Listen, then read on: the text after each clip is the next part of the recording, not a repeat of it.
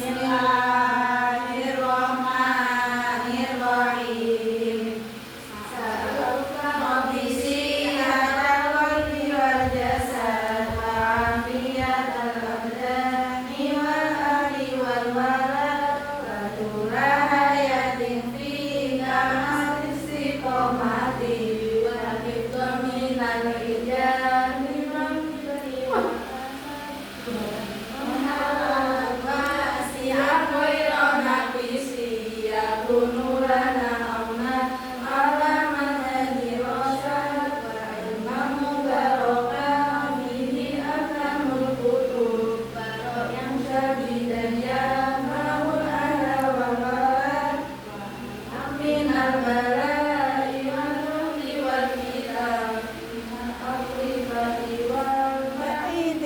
wal ab'ad bi fadlika ya Rahmanu ya Muhsinan wa jannina bil Mustafa sajad alaihi salatullah thumma salamuhu wal ali wal ashabi wa man khulafah. Bismillahirrahmanirrahim. Raditu billahi rabban wa bil islami dinan wa bi Muhammadin sallallahu alaihi wasallam nabiyyan wa rasulah. Rabbi zidni ilman nafi'an warzuqni fahman wasi'an. Amin. Sebelum masuk ke bab selanjutnya, kita bisa mengulas bab yang sebelumnya dulu ya. Kemarin kita sudah membahas masalah kemukjizatan Al-Quran. Al-Quran itu mukjizat untuk siapa? Nabi Muhammad. Kenapa Al-Quran itu diturunkan? Kenapa kemukjizatan Al-Quran diberikan kepada Nabi Muhammad untuk apa? Petunjuk. Karena Nabi Muhammad itu keilmuan. Nah sekali. Terus apa lagi? Nabi terakhir. Al-Quran diturunkan kepada Nabi Muhammad untuk petunjuk Nabi Muhammad. Dan selanjutnya kita akan melanjutkan ke bab selanjutnya, yaitu pokok-pokok isi Al-Quran. Dilihat dari isi kandungannya, Al-Quran adalah kitab yang paling lengkap, kitab yang melengkapi kitab-kitab sebelumnya, dan juga kitab yang membenarkan, menjelaskan pokok-pokok ajaran dalam kepada kitab-kitab sebelumnya. Isi pokok Al-Quran itu terdapat 6 macam. Jadi kita bisa membaca ini ya teman-teman.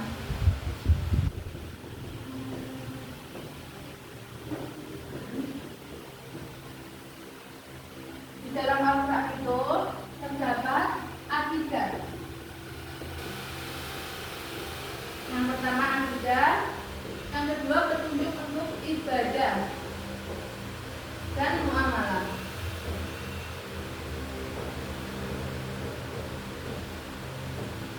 Yang ketiga akhlak. Yang keempat hukum. Kelima sejarah. Keenam sains dan teknologi.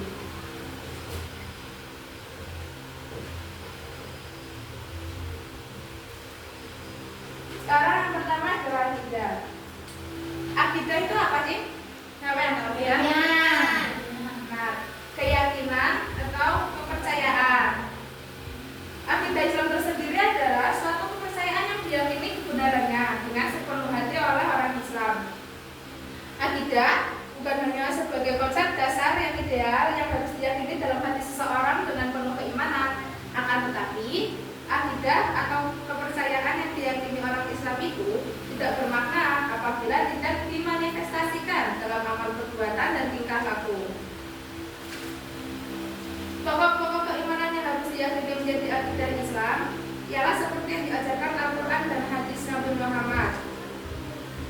seperti pada surat Al-Ikhlas ayat 1 sampai 4. Siapa yang bisa membacakan surat Al-Ikhlas ayat 1 sampai 4? Ayo, masuk. Aku udah saya. Coba bacakan. Bismillahirrahmanirrahim. Pakai tajwid yang benar ya. Bismillahirrahmanirrahim. Qul huwallahu ahad. Allahus samad. Lam yalid wa lam yulad wa lam yakul lahu kufuwan ahad. Lanjutkan, Mbak. Coba artikan artinya. Artinya, katakanlah dialah Allah yang Maha Esa.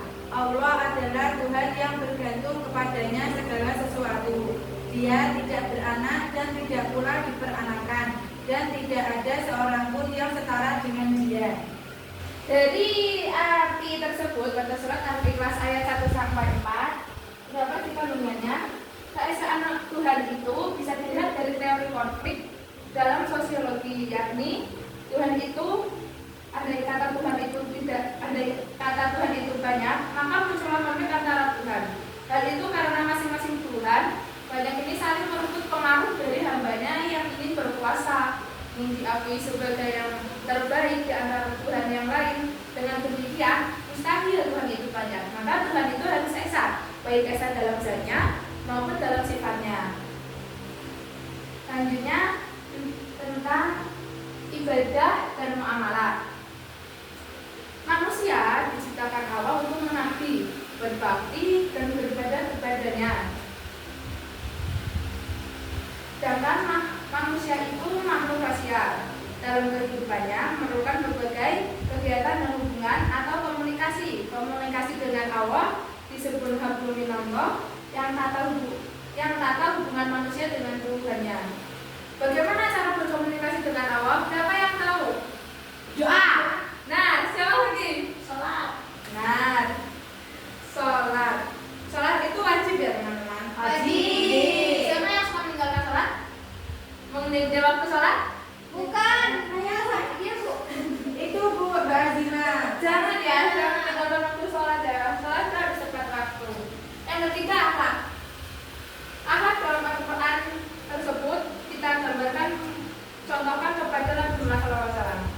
Nabi Muhammad ditugaskan Allah untuk membangun akhlak yang mulia, meningkatkan derajat manusia dari lembah hina menjadi mulia, dari kehidupan yang gelap menjadi cemerlang.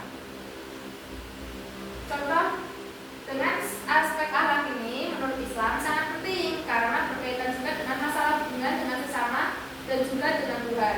Di antara perbuatan yang harus dijalankan oleh seorang muslim adalah berlaku adil, berbuat kebajikan, memberi sedekah kepada kaum kerabat, menghindari perbuatan jahat, dan menjauhi permusuhan di antara sesama manusia.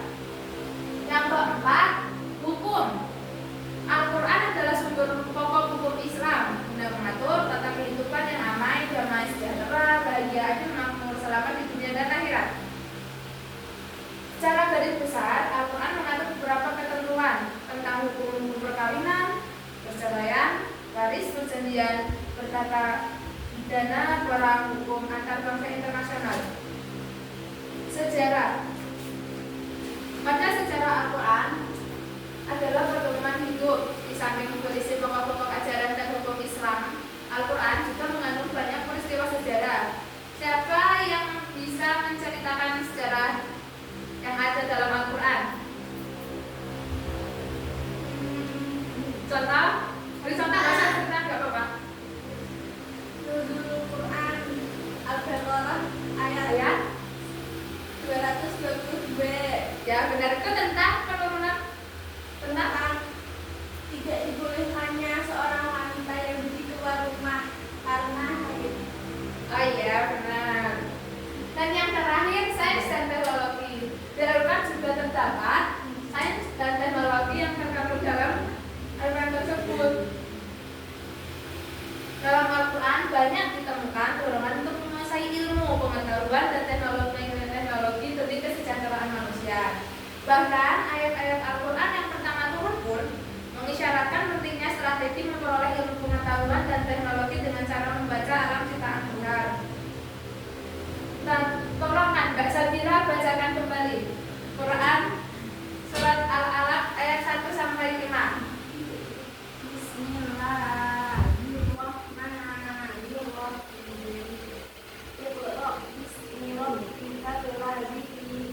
Walaqul insana a'lamu. Iqra wa rabbukal akramul ladzi 'allama bil qalam. 'Allamal insana ma lam ya'lam. Shadaqallahul adzim.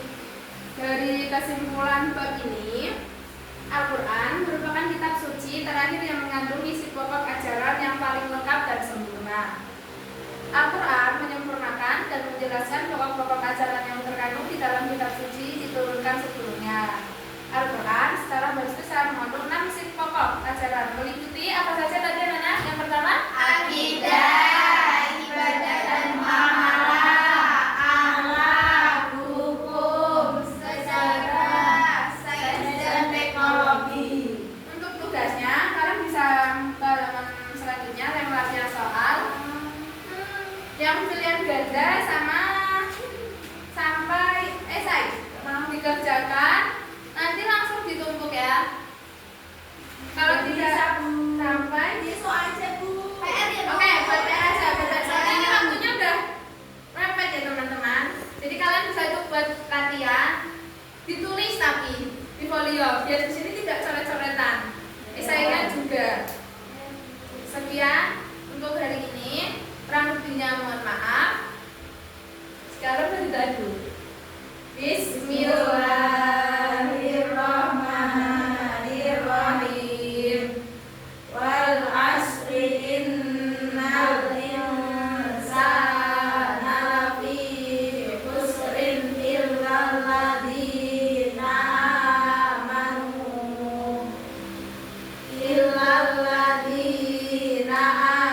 amanu wa amilus solihati wa tawassaw bil haqqi wa tawassaw bis sabr. Ya, terima kasih. Assalamualaikum.